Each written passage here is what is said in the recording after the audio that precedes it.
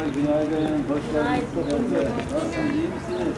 İyiyiz, evet. EBA'ya devam ediyor musunuz? Evet. Herkes izliyor mu? Evet. Evet, yani nasıl olsa yüz yüze eğitim gibi uzaktan eğitimimizi de inşallah bu arada birlikte gerçekleştirmiş olacağız.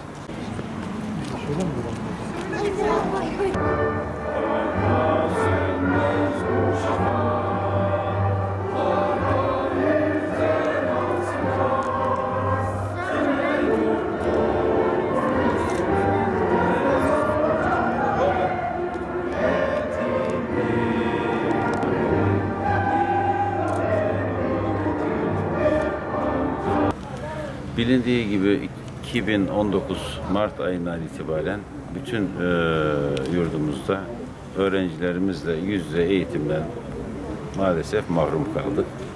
Yani uzaktan eğitime geçtik. Bu süreçte de tabii yine eğitim, öğretim durmadı.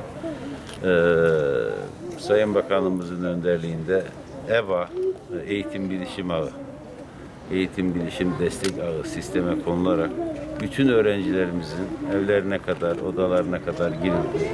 Gerçekten onların eğitimden, öğretimden mahrum kalmamaları için öğretmenlerimiz adeta evlerini dershaneye çevirdi, sınıfa çevirdi. Gece demediler, gündüz demediler, öğrencilerimizin eğitimde başarılarının artırılması için gayret gösterdiler. Ben teşekkür ediyorum.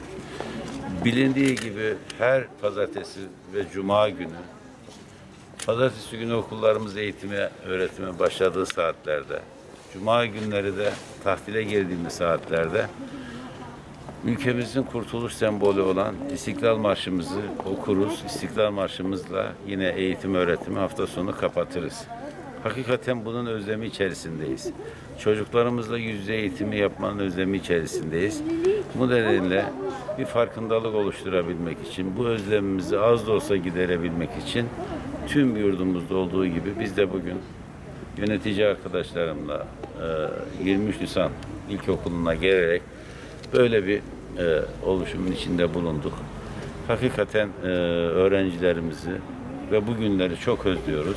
İnşallah en kısa sürede bu virüs ülkemizi ve dünyayı terk eder. Tekrar biz de çocuklarımıza, öğrencilerimize, evlatlarımıza kavuşur.